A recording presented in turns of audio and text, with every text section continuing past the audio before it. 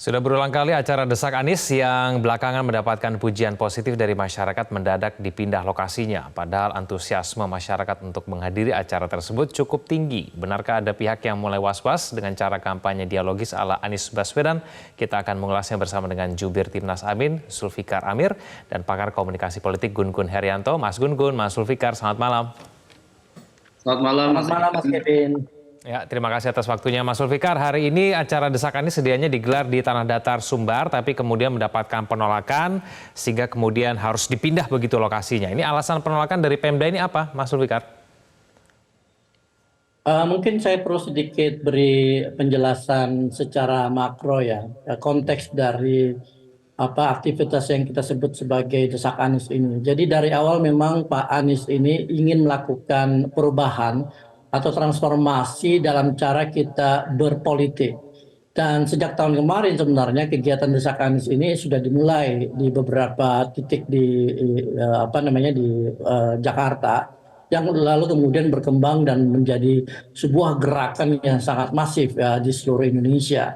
Dan Desak Anies ini adalah upaya untuk mendekatkan kontestan politik dengan para pemilihnya dan kemudian membuka forum-forum secara transparan, secara bebas, sehingga para pemilih itu mengetahui dan bisa mengecek kemampuan dan kompetensi dari calon yang akan mereka pilih. Jadi Desak Anies ini adalah sebuah format yang merupakan terobosan baru di dalam praktek kampanye di Indonesia, dan ini sebenarnya yang ingin dicapai oleh Pak Anies Baswedan. Dan seperti kita lihat selama sebulan terakhir sejak masa kampanye resmi dimulai, aktivitas atau program Desak Anies ini tuh mendapat respon yang luar biasa, optimis dari berbagai kalangan.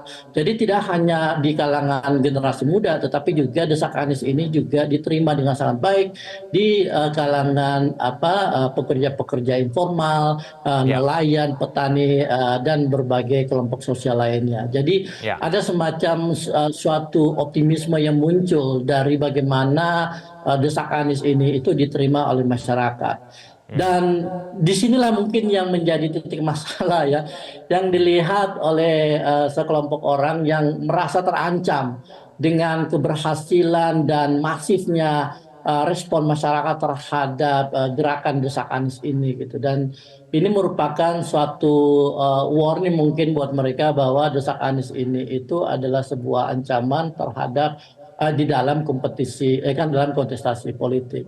Apa yang terjadi di Sumbar hari ini itu bukan hal yang pertama, dan Pak Anies sudah mengalami berbagai kendala, hambatan, dan kemudian cobaan sejak tahun kemarin sampai sekarang, di mana banyak ada beberapa program yang sudah kita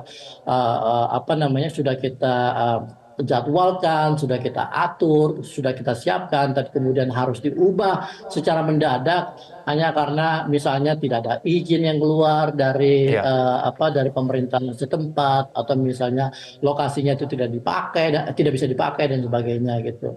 Nah, sedikit klarifikasi mengenai apa yang terjadi hari ini di Sumbar. Sebenarnya kita sudah mendapatkan izin itu dari pemerintah provinsi dan pemerintah kabupaten ya. Tapi kemudian izin itu yang mestinya dikeluarkan oleh Kepala Dinas Pariwisata, Pemuda, dan saya lupa satu lagi, Kepala Dinas itu akhirnya tidak memberikan izin untuk menggunakan tempat yang mestinya kita pakai.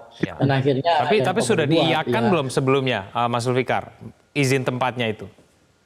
Ya sudah diiyakan, tapi kemudian kan kita harus menunggu bentuk formal dari izin ini gitu, dan itu tidak keluar.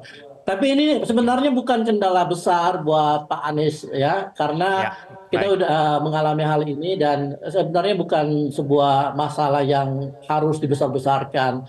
Jadi intinya Pak Anies tidak baperan lah, dalam arti bahwa begitu banyak masalah yang perlu diberi perhatian, bukan sekedar karena masalah ruang yang tidak diberi izin ke acara Desak Anies gitu. Jadi buat Pak Ya, Anies ini bukan sesuatu hal yang krusial, karena begitu seperti yang disebutkan oleh Pak Anies, ada begitu banyak rumah tangga, di jutaan rumah tangga yang mengalami kehidupan yang sangat sulit, ada begitu banyak anak muda yang kesulitan mendapatkan pekerjaan, ada begitu banyak oke, petani dan nelayan yang baik. kehidupannya sulit gitu. Jadi Saya ke intinya Mas Pak Anies Gun-Gun sudah dulu. berperan, biarkan masyarakat ya. Ya, saya ke Mas Gun-Gun. Mas Gun-Gun, menurut Anda lazim atau tidak sih bentuk penolakan, lalu kemudian pembatalan secara mendadak, apalagi ini di musim kampanye seperti ini, lazim tidak menurut Anda?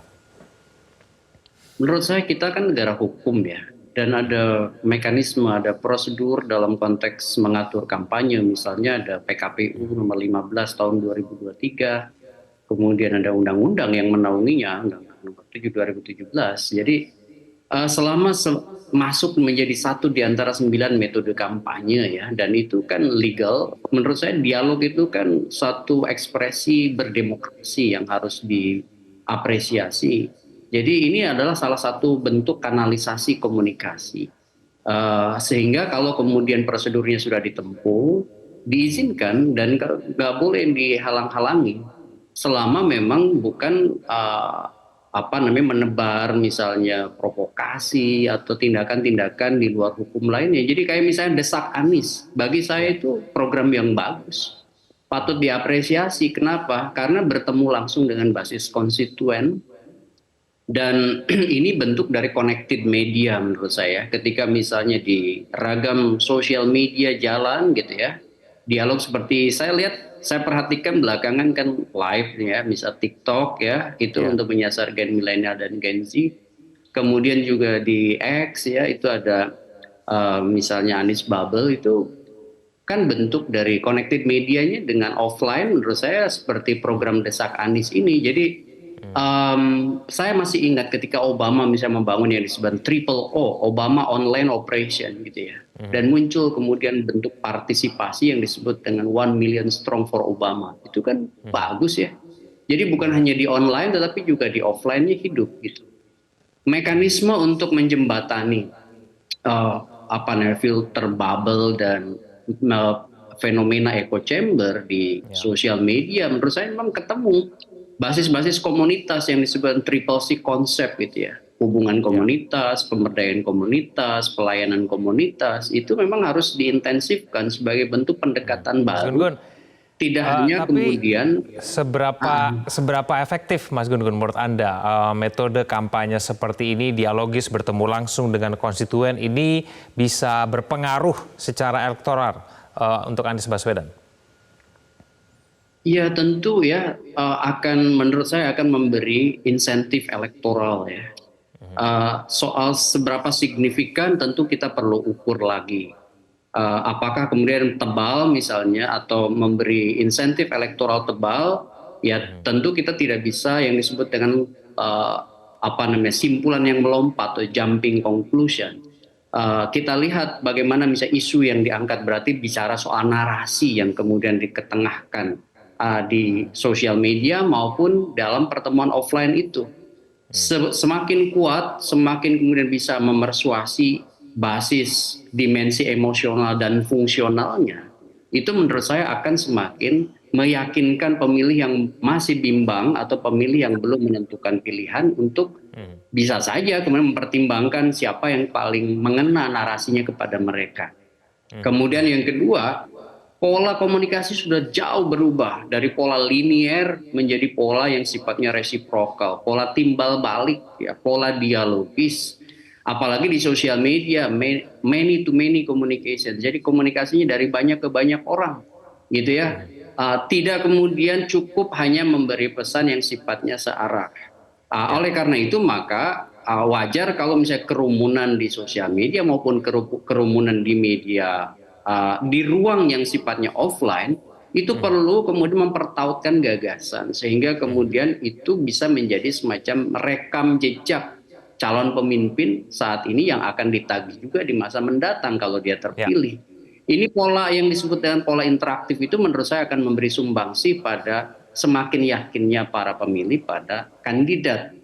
Nah, kemudian yang ketiga tentu bagaimanapun namanya kampanye pasti ada potensi-potensi yang bisa membuat kerusakan pada si kandidat. Maka perlu juga mitigasi yang disebut dan damage control, ya. Ini mengontrol potensi-potensi kerusakan itu juga perlu ada, kayak misalnya kan bisa saja di tengah suasana desak Anies itu bisa aja ada banyak hal yang mungkin tidak termitigasi oleh tim dan lain-lain. Nah, ini tentu butuh yang disebut dengan kesiapan tim ya dalam konteks membangun sinergi antara si kandidat dengan basis konstituen. Gitu. Baik, Mas Zulfikar, apakah ada langkah ke depan maupun strategi yang akan dilakukan oleh Timnas Amin supaya kemudian acara-acara desak Anies ini tidak mendapatkan kendala berikutnya?